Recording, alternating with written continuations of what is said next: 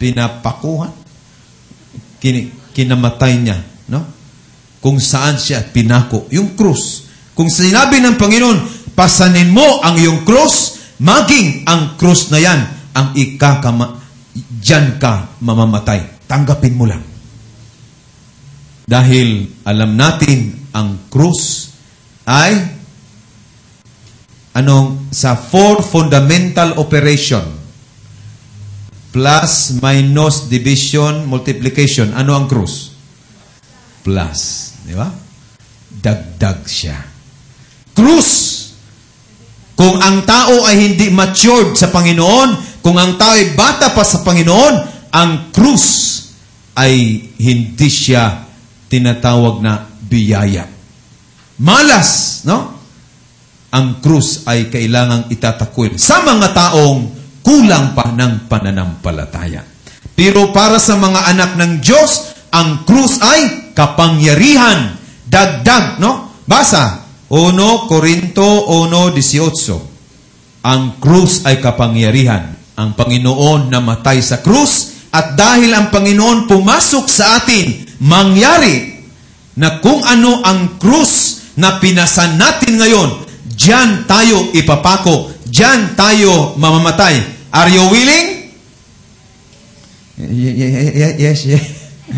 Handa ba kayo na sa mga krus na pinasan nyo ngayon, diyan kayo ipapako, diyan kayo mamamatay? Kung ang krus mo ngayon ay ang asawa mo na parating lasing, parating may babae, at okay ka lang kung diyan ka dahil sa hirap, dahil sa pagod, dahil sa yung tinatawag na pagtitiis mo dahil sa problema na dumating sa iyong buhay, at ikaw ay inatake dahil sa asawa mo, ngunit tinanggap mo lang at namatay ka. Yan, namatay ka dahil sa krus. Tinanggap mo lang, no? Parati mong sinasabi ng asawa mo, darling, may impyerno ka niyan, no? O, tama naman yun eh. Di ba? Ano sabi ng Panginoon sa unang pagbasa? Pang-anim na utos. Ano yon? Huwag kang makikiapid. Huwag kang mangangalunya. Di ba? Ikaw, ang asawa mo ay nangangalunya. Tiniis mo lang ang sakit-sakit ng ginawa mo sa akin, darling. Halos ikamatay ko. Patay na ko. Ayun, namatay ka. Tapos tinanggap mo lang at namatay ka. Tulad ka. Naging tulad ka sa ating Panginoon. Tiniis niya, tinanggap niya, niyakap niya ang krus, at diyan siya namatay bilang tao. Tayong lahat may krus. Amen? Kaya kung ako'y mamatay bilang pari dahil sa kababahagi ng Ebanghelyo, ako'y madisgrasya, mamatay dahil sa kababahagi ng Ebanghelyo. Ito yung krus ko di ba? At mamatay ako, mapalad ako. Diba? Pero kung ako'y namatay doon sa inuman, hindi ko yan cross. No? Ayun, daan yan, patungong impyerno. No? Yung mga iba-ibang karanasan ng kaligayahan sa buhay ng tao na makamundo. Ngunit kung ang bawat isa sa atin ay namatay sa krus, no? Na tinanggap natin bilang tao, tulad tayo ng ating Panginoon. Namatay si Jesus. Alam natin mga kapatid, ito na, no? Reflection natin. Si Jesus ay Diyos at si Jesus ay tao. Okay na kayo niyan? Wala nang duda. Iisa lang talaga yan. Very technical ang term. Hypostatic union. No? Very technical. Hindi masyadong maintindihan. Ang hypostatic union na yung pagkatao at pagka-Diyos niya, iisang-iisa. No? Walang tinatawag na demarcation line. Wala. Diyos at tao siya, iisa. Na para bang tubig at saka 8 o'clock, no? Hinalo mo, hindi mo na makikita yung tubig, hindi mo na makikita yung 8 o'clock. Di ba? Ang nakikita mo sa 8 o'clock, yelo na lang. Hindi na yung powder. Tapos ang nakikita mo sa tubig, kanina puti yung tubig, transparent. Ngayon, ang tubig ay punong-puno ng yelo. Nakita mo pa ang tubig? Yung transparent? Wala na. Nakikita mo pa yung 8 o'clock? Wala na. Nagkakaisa sila. Kung titingnan mo ng mabuti, hindi mo makikita yung isa-isa sa kanila, di ba? Talagang iisa, no? Tulad din ng kanin, no? Kanin, bigas at saka tubig, no? Pinaghalo. Tapos luto na, no?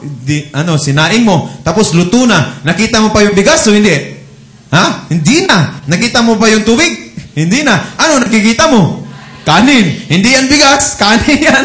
No? Huwag mong tawaging bigas yan. Kanin yan. No? Iba yung bigas, iba yung kanin. Naintindihan natin?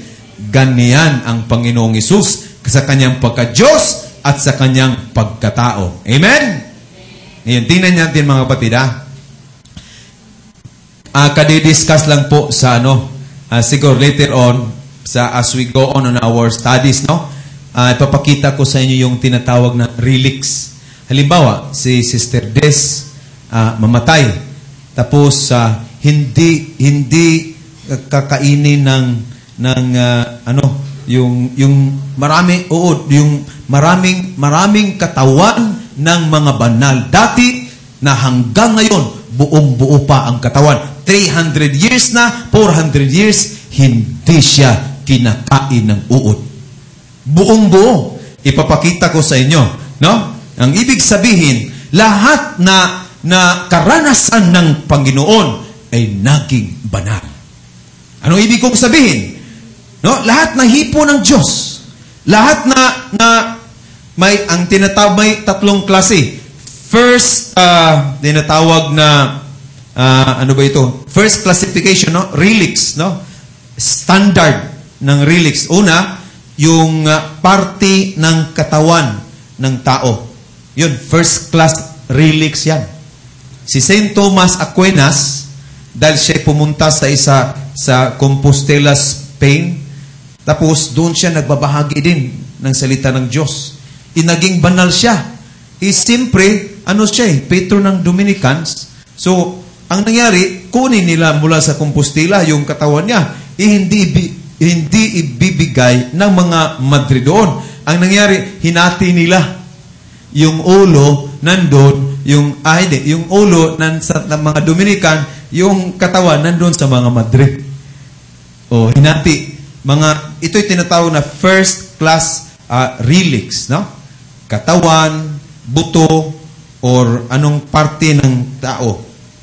Number 2, yung tinatawag na second class na relic, yung mga bagay na ginamit nila. Si San Pablo, panyo lang. At hinawakan ng mga may sakit, gumaling sila.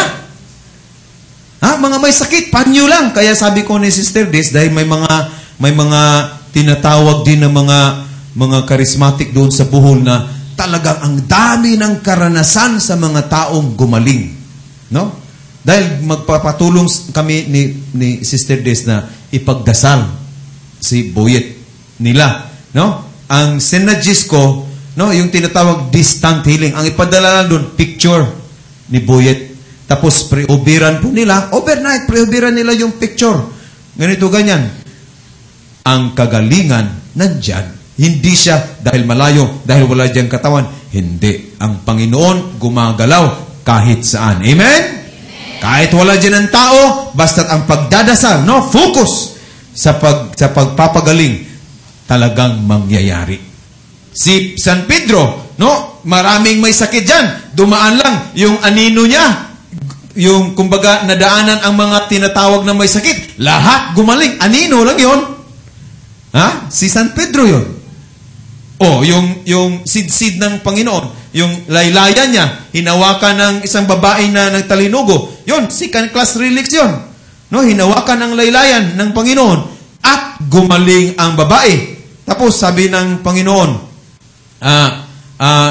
gumaling ka dahil sa aking laylayan. Ganun ba? Anong sinabi niya? Gumaling ka dahil sa iyong, hindi sa aking pananampalataya, kung hindi sa iyong pananampalataya. Nandyan lang yun ang nagpapagaling yung pananampalataya mo sa Diyos. Ang instrumento lang yung bagay. Naintindihan po natin? Kahit saan tayo magdasal, kahit saan, basta't buong-buo ang pananampalataya mo, mangyayari ang gusto mong mangyari.